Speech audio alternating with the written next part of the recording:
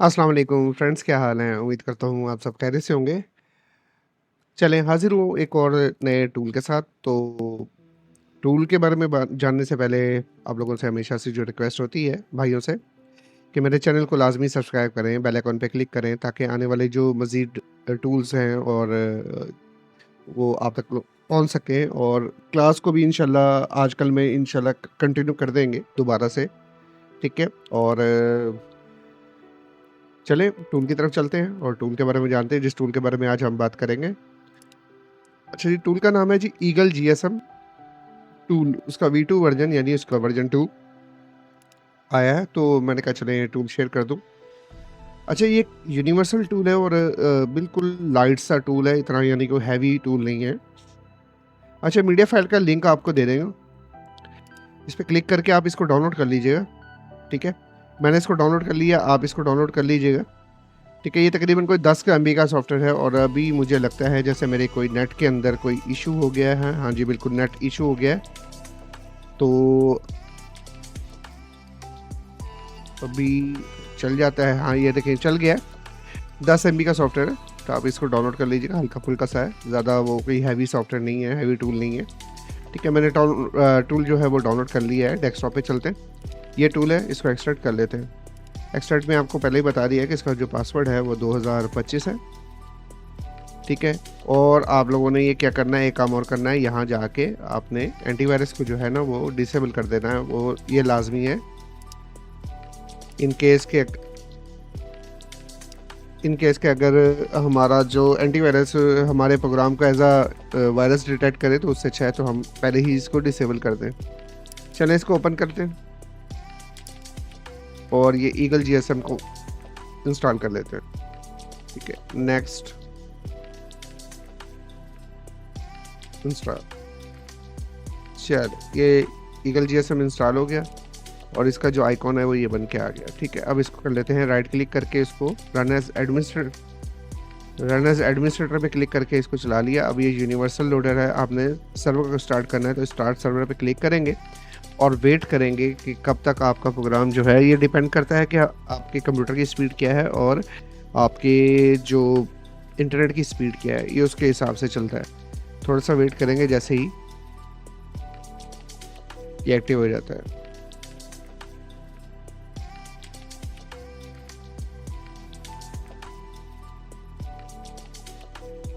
ये ना जी, ये टूल जो है वो रेडी हो गया।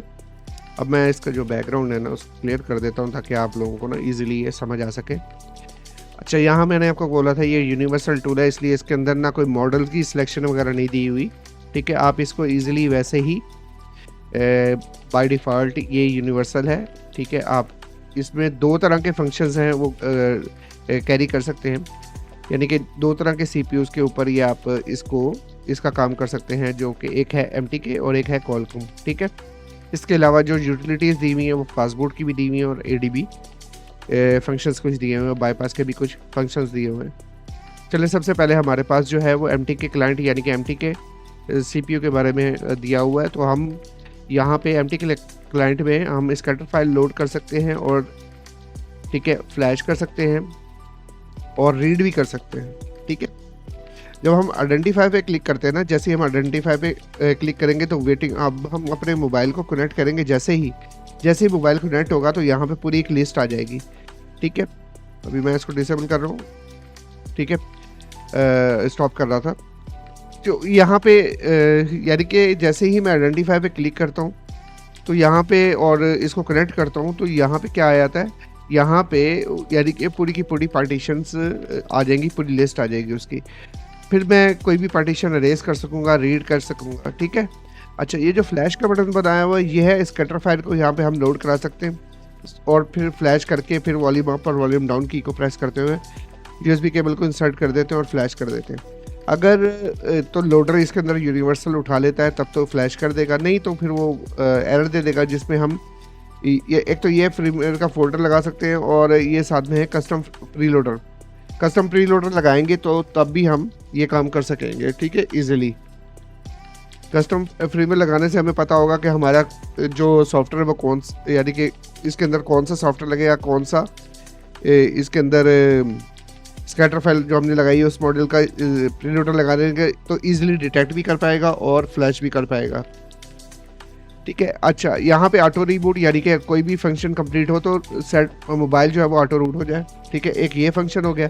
और ये वैसे तो इन्होंने बाय डिफ़ॉल्ट सेटिंग की हुई है प्रीलोडर मोड की। ठीक है, अगर प्रीलोडर मोड आपने नहीं यूज़ करना, प्री-रोम मोड यूज़ करना है तो आप इस पर क्लिक करेंगे और प्री-रोम मोड यूज़ करेंगे। ठीक है, इतना क्लियर हो गया।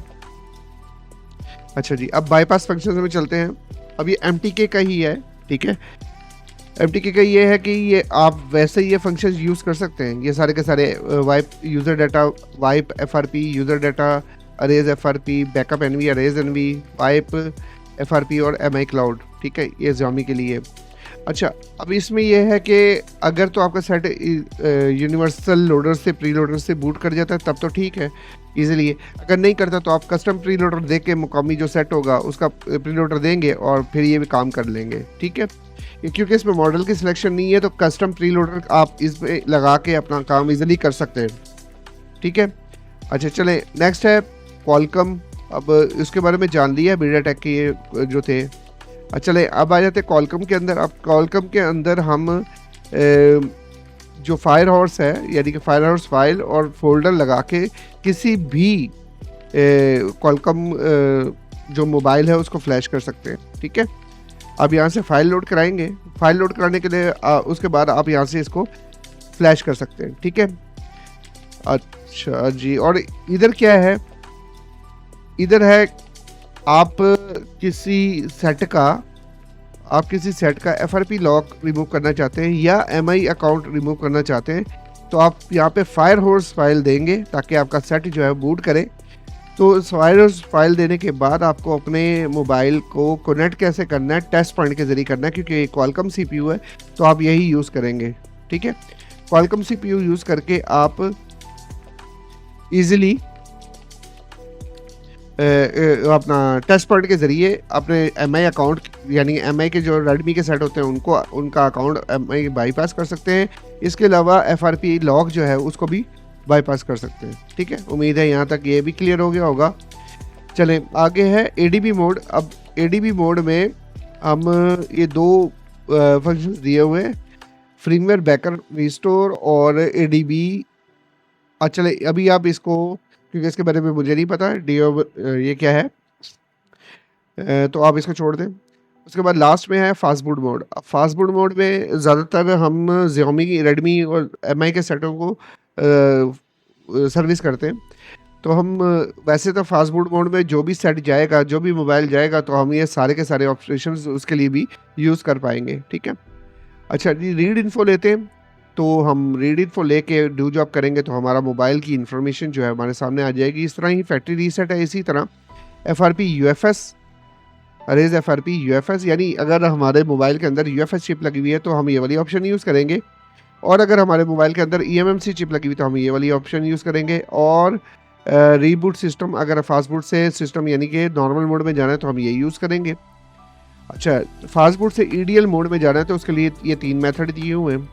उसके अलावा फास्ट बूट D यानी कि इससे आगे का फंक्शन हम ये यूज़ करेंगे। इसके बाद अनलॉक बूट लोडर क्रिटिकल। ठीक है, ये भी रेडमी के लिए यूज़ होता है फ्लैशिंग के लिए। उसके बाद अनलॉक बूट लोडर, ये यानी कि बूट लोडर अनलॉक की ये क्रिटिकल एक ऑप्शन, और इसके अलावा 3 और ऑप्शन दी हुई हैं, यानी कि हम 4 तरह से जो फास्ट बूट मोड के ज़रिए बूट लोडर को अनलॉक कर सकते हैं। उम्मीद है कि हाँ जी, आप लोगों को ये टूल जो है ये मज़ेदार लगेगा, और उम्मीद है कि ये टूल आप लोगों के लिए फ़ायदेमंद हो। ठीक है, नेक्स्ट टूल के लिए इंशाल्लाह फिर मैं हाज़िर हूँगा। अपना बहुत बहुत ख्याल रखिएगा और मुझे भी दुआ में याद रखिएगा। अल्लाह हाफ़िज़।